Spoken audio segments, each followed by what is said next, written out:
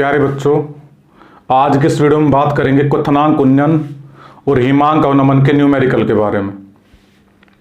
तो पहला न्यूमेरिकल हमारे सामने है कि बेंजीन का क्वथनांक है वो 353.23 केल्विन है और एक अवाष्यशील विलय के 1.80 ग्राम को 90 ग्राम बेंजीन में घोलने पर विलयन का जो क्वथनांक है वो 354.11 केल्विन है। तो विलय का अणुभार ज्ञात करना। अणुभार को हम दर्शाते हैं m के द्वारा और विलय को b के द्वारा। तो हमको m भी ज्ञात करना है। यह फॉर्मूला किस प्रकार से आया, इसकी चर्चा हम पिछले वीडियो में कर चुके हैं। तो जिन बच्चों को नहीं पता कि यह mb का फॉर्मूला किस प्रकार से आया तो पिछला वीडियो देख सकते हैं। तो हमको mb निकालना है। तो देखो ध्यान से किस प्रकार निकालेंगे हम। तो mb बराबर, तो kb चाहिए हमको। तो kb दे रखा है हमको 2.53 प्रश्न में, 2.53 गुना WB, W मतलब मात्रा, B मतलब किसकी, विलय की। तो विलय की मात्रा दे रखी है हमको 1.80 ग्राम। देखो अवाष्यशील विलय तो कितना है ये 1.80 इंटू 1000 बटे। अब डेल्टा TB निकालना है हमको। देखो कहीं भी हमको इस प्रश्न में डेल्टा TB नहीं दे रखा। तो डेल्टा TB निकालने का फॉर्मूला क्या है, डेल्टा TB होता क्या है, क्वथनांक उन्नयन। क्या होता है, क्वथनांक उन्नयन। डेल्टा मतलब परिवर्तन, किसमें, टेम्परेचर में। और कौन से टेम्परेचर में, बॉइलिंग टेम्परेचर में।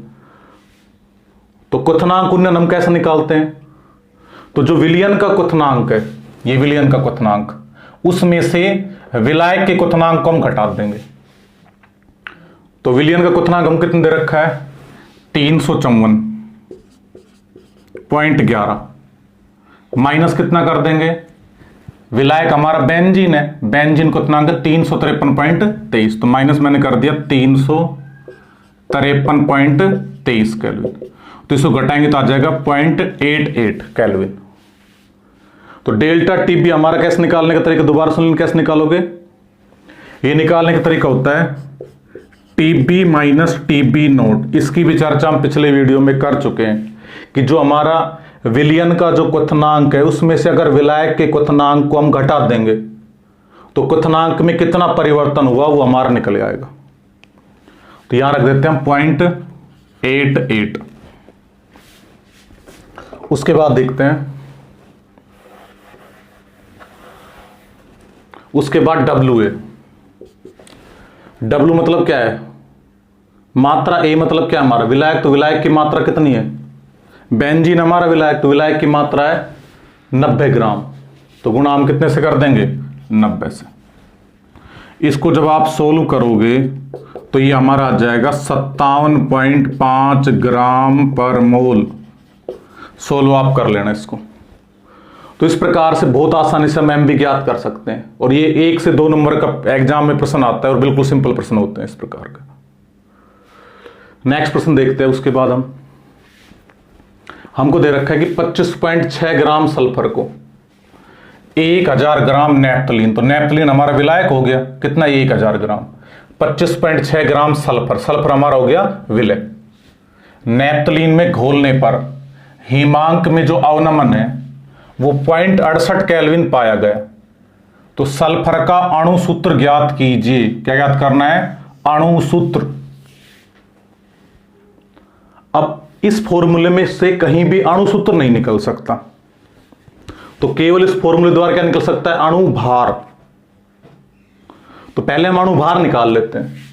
तो अणुभार निकालने का फॉर्मूला क्या होता है, MB बराबर। अब जहां देखो हिमांक में अवनमन दे रखा है तो जहां B था वहां केवल F आएगा। देखो यहां KB था तो यहां KF आ गया, यहां डेल्टा TB था यहां डेल्टा TF आ गया। तो सबसे पहले हमको निकालना है MB। तो MB देखो निकालने का फॉर्मूला ये हो गया। तो MB बराबर, अब KF की वैल्यू कितनी है 6.8, ये प्रश्न में हमको दी मिलेगी, इंटू WB कितना है हमारे पास में, W मतलब मात्रा, B मतलब विलय। तो विलय की मात्रा कितनी है 25.6 गुणा 1000 बटे अब डेल्टा टी एफ कितना है हमारे पास में, तो डेल्टा टी एफ है वो दे रखा है हिमांक में अवनमन कितना है 0.68 केल्विन, तो ये आ गया 0.68 इंटू डब्ल्यू ए कितना दे रखा है, नेपथलीन कितना दे रखा है 1000, तो ये हमारा आ गया 1000। ये तो बिल्कुल सिंपल कट रहा है, देखो एम बी बराबर 1000 से 1000 कैंसिल,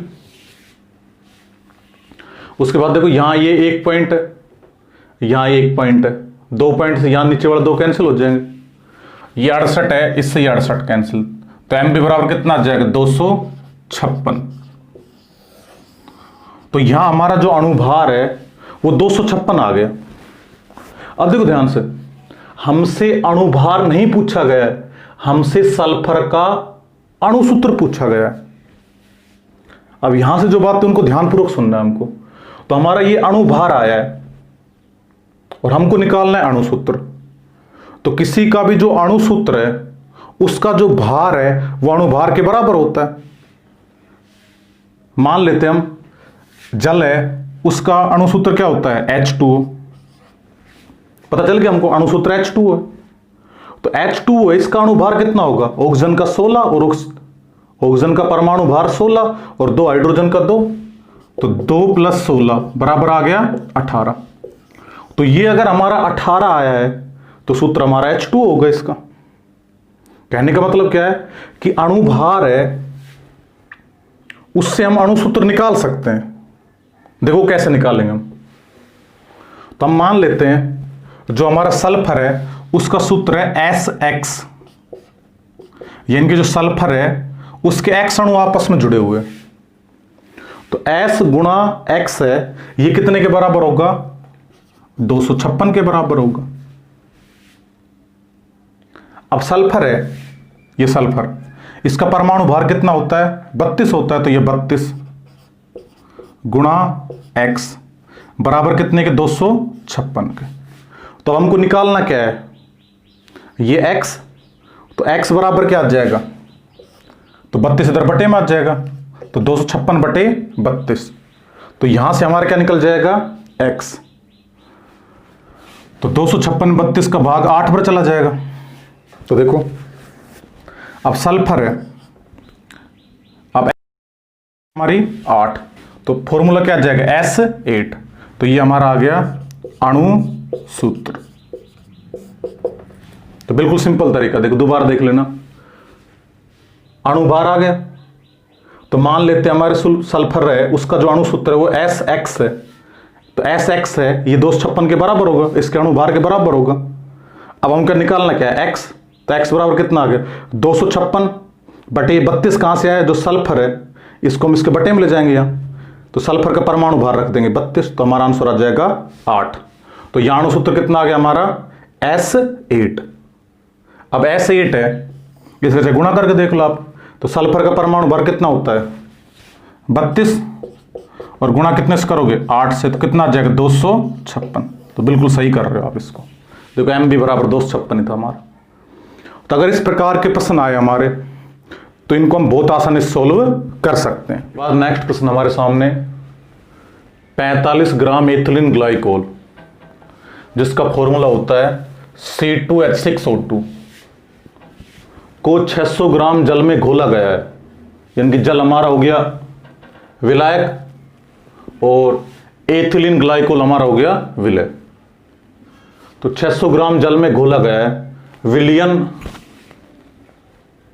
के हिमांक अवनमन, तो विलयन है उसके हिमांक अवनमन और हिमांक की गणना करो। तो देखो ध्यान से, हमको इस प्रश्न में 2 चीजों गणना करनी है, एक तो हिमांक अवनमन मतलब हिमांक में कितनी कमी हुई, और दूसरा हमारा क्या है हिमांक, यानी कि जो जल है उसके अंदर जब हम एथिलीन ग्लाइकोल मिला देंगे तो जो विलयन बनेगा उसका हिमांक कितना होगा। तो ध्यान सुनना दोबारा, एक तो हिमांक है उसमें अवनमन या कमी कितनी की हुई है ज्ञात करना है हमको, और दूसरा हिमांक। अब हिमांक किसा ज्ञात करते हैं हम, शुद्ध जल का हिमांक तो फिक्स होता है 273.15 केल्विन या 0 डिग्री सेल्सियस होता है। तो शुद्ध जल का तो हिमांक है वो फिक्स है। अब उस जल के अंदर हमने क्या डाला, इथिलीन ग्लाइकोल, जिससे हिमांक में क्या हुई है, कमी। उसको हमने बोल दिया हिमांक अवनमन। तो ये जो हिमांक अवनमन है, इसको अगर हम शुद्ध जल के हिमांक में से घटा देंगे तो जो हमारा विलयन है उसका जो हिमांक है वो निकल आएगा। तो देखिए इस प्रश्न को हम किस प्रकार सोल्व करेंगे। तो सबसे पहले डेल्टा टी एफ बराबर हमारा क्या होता है, के एफ इंटू एम। के एफ क्या है, के एफ हमारा हिमांक अवनमन स्थिरांक है, एम क्या है, मूल लता। इसको याद रख लो, बिल्कुल सिंपल है फॉर्मूला। अब एम हमको पता ही है कि मूल लता किस प्रकार निकालते हैं हम। तो डेल्टा टी एफ बराबर के एफ इंटू विलय की मात्रा बटे विलय का अणुभार गुणा विलायक का द्रव्यमान, और किसमें वो भी किलोग्राम में। तो डब्ल्यू ए बटे 1000 आते 1000 ऊपर चला जाएगा। ये फॉर्मूले की बात मैं पहले भी कर चुका हूं। अब देखो सोल्व किस प्रकार करेंगे। तो डेल्टा टी एफ बराबर, सबसे पहले के एफ चाहिए हमको। तो के एफ प्रश्न में हमको दे रखा है 1.86, तो 1.86 आ गया गुणा डब्ल्यू बी। अब देखो डब्ल्यू मतलब मात्रा, बी मतलब विलय। तो विलय की मात्रा हमारी कितनी है, 45 गुणा 1000 बटे एम बी। एम मतलब अणुभार, बी मतलब विलय, तो विलय का अणुभार। तो विलय हमारा क्या है, C2H6O2 एथिलीन ग्लाइकोल। तो इसका हम अणुभार निकाल लेंगे। तो C2H6O2, तो 2 कार्बन का हो गया 24, 6 हाइड्रोजन का 6 और 2 ऑक्सीजन कितना हो जाएगा, 1 का 16 होता है, 2 का 32। तो टोटल हमारा हो गया 62। तो ये 62 आ गया गुणा डब्ल्यू ए विलायक का भार। तो विलायक का भार हमको कितने दे रखा है, 600। उसके बाद में इसको हम सोल्व कर लेंगे। जब आप इसको सोल्व करोगे तो डेल्टा टी एफ हमारा आ जाएगा 2.2 केल्विन। तो जब हमने इसको सोल्व किया तो आंसर हमारा कितना आ गया, 2.2 केल्विन। अब ये क्या है, हिमांक अवनमन। तो हिमांक अवनमन हमारा कितना है, तो ये हमारा आ गया हिमांक अवनमन। तो प्रश्न ने हमसे क्या पूछा, देख तो हिमांक अवनमन मतलब हिमांक में कितने की कमी हुई। तो कमी कितने की हुई, 2.2 केल्विन की। दूसरा और भी देखो इजी निकालना। अब हमको हिमांक निकालना है। देखो शुद्ध जल का हिमांक कितना होता है, शुद्ध जल का हिमांक ये होता है 273.15 केल्विन या 0 डिग्री सेल्सियस। ये चीज हमको ध्यान रखनी बस केवल। अब आंसर निकल जाएगा हमारा। तो शुद्ध जल का इतना होता है और कमी कितने की हुई है, तो कमी हमारी हुई है 2.2 केल्विन की। तो माइनस कितना कर देंगे, 2.2 केल्विन। तो इसमें जब 2.2 केल्विन घटा देंगे तो अप्रोक्स हमारा आ जाएगा 270.95 केल्विन। तो ये हमारा क्या हो गया, विलयन का हिमांक। तो दोबारा एक बार समझ लेना। सबसे पहले ये फॉर्मूला होता है हिमांक अवनमन निकालने का। जो भी वैल्यू हमको दे रखी है वो सारी वैल्यू यहां रख देंगे। तो डेल्टा टी एफ हमारा आ जाएगा 2.2 केल्विन। तो ये तो हमारा हो गया हिमांक अवनमन। उसके बाद जो हमारा विलयन है, विलयन के हिमांक की गणना और करनी है। तो विलयन का हम कैसे निकालेंगे, सबसे पहले हम शुद्ध जल का जो हिमांक है उसमें से जितने की कमी हुई है वो घटा देंगे, क्योंकि हिमांक में हमेशा क्या होता है, अवनमन मतलब कमी होती है, और क्वथनांक में क्या होता है, उन्नयन मतलब वृद्धि होती है। तो ध्यान रखना यहां शुद्ध जल है उसका जो हिमांक होता है वो 273.15 केल्विन होता है। इसमें से 2.2 केल्विन घटा देंगे, हमारा जाएगा 270.95 केल्विन। तो ये तो हमारे पहले सवाल की बात होगी। तो मैं यहां आंसर लिख देता हूं। तो ये आंसर हमारा कितना आ गया, हिमांक का नंबर हमारा कितना आ गया, ये आ गया 270.95 केल्विन।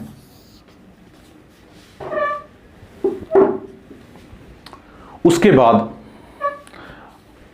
दूसरा प्रश्न हम देखते हैं।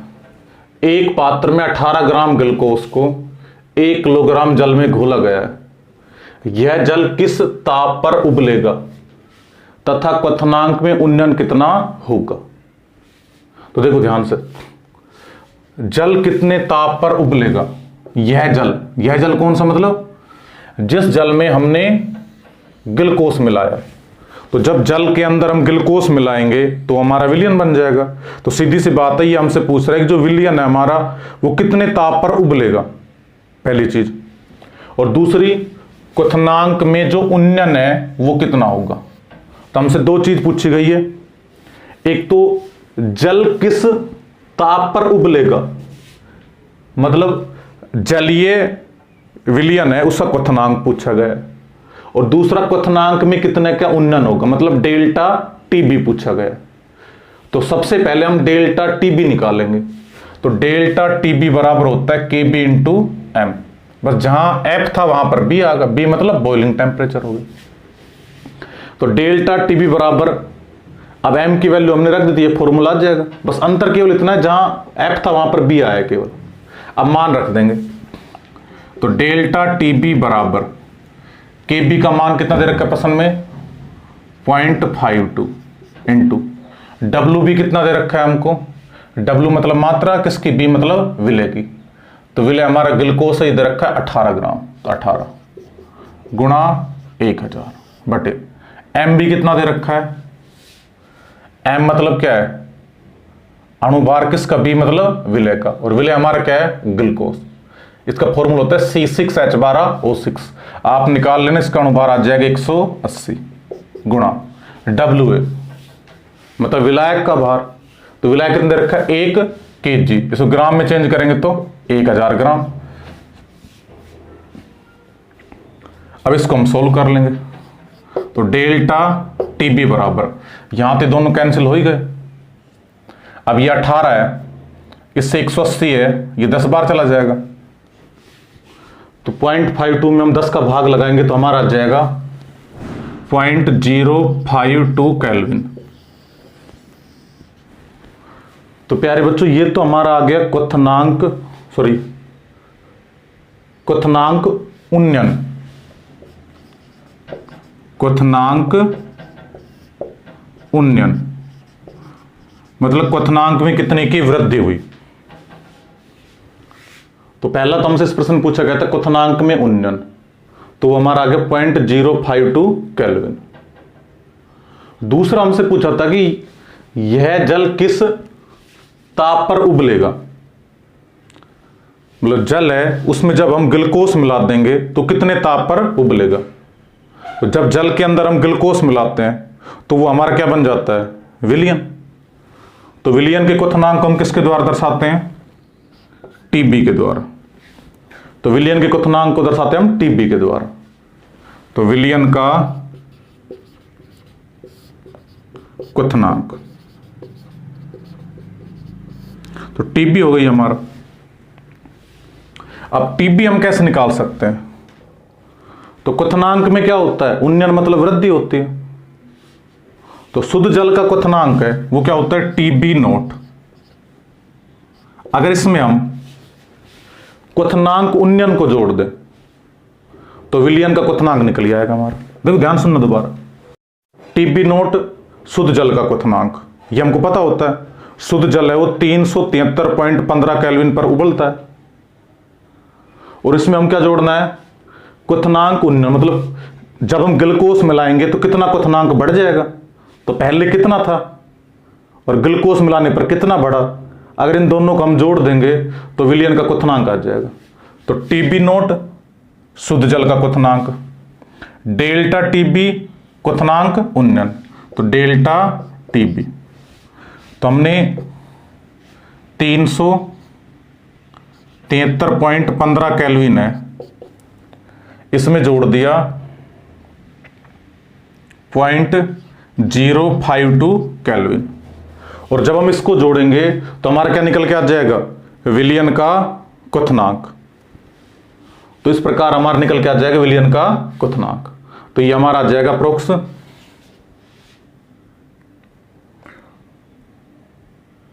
तो इसको हम लिख सकते हैं 373.2 केल्विन लिख सकते हैं, अप्रोक्स ये वैल्यू आ जाएगी हमारी। तो इस प्रकार से हम जो विलयन का क्वथनांक है उसको हम निकाल सकते हैं। अब एक बात यहां नोट करने की है, इस आंसर को आप चेक कर लेना और एक बार। तो विलयन का क्वथनांक तो ये आ गया हमारा। यहां हमने विलयन का क्वथनांक निकालने के लिए 373 में जितना हमारा क्वथनांक उन्नयन हुआ है वो जोड़ना है। 373 में हमेशा ये करना, जब भी क्वथनांक विलयन का क्वथनांक पूछे हमसे तो 373.15 केल्विन में जितने का क्वथनांक उन्नयन होगा वो हमेशा जोड़ना है। तो ये जोड़ दिया मैंने। और जबकि हमसे क्या पूछे, टीएफ पूछे, क्या पूछे, टीएफ। तो टीएफ कैसे निकालेंगे, तो TB TF note minus delta TF. मतलब क्या है इसका, टीएफ नोट शुद्ध जल का हिमांक कितना होता है, 273.15 केल्विन। ध्यान रखना, हिमांक तो होता है शुद्ध जल का 273.15 केल्विन और क्वथनांक होता है 373.15 केल्विन। और इसमें से माइनस क्या करना है, डेल्टा टीएफ। या डेल्टा टीएफ हमारा कितना था, 2.2 केल्विन। तो कितना माइनस कर दिया हमने, 2.2 केल्विन। तो मतलब समझ में आया होगा कि हिमांक अवनमन है उसको तो हमेशा 273.15 केल्विन में से घटाना है, तब विलयन का निकलेगा।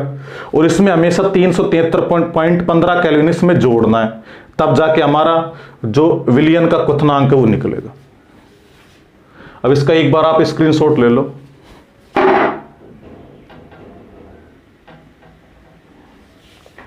अब नेक्स्ट वीडियो में हम बात करेंगे परासरण दाब के बारे में।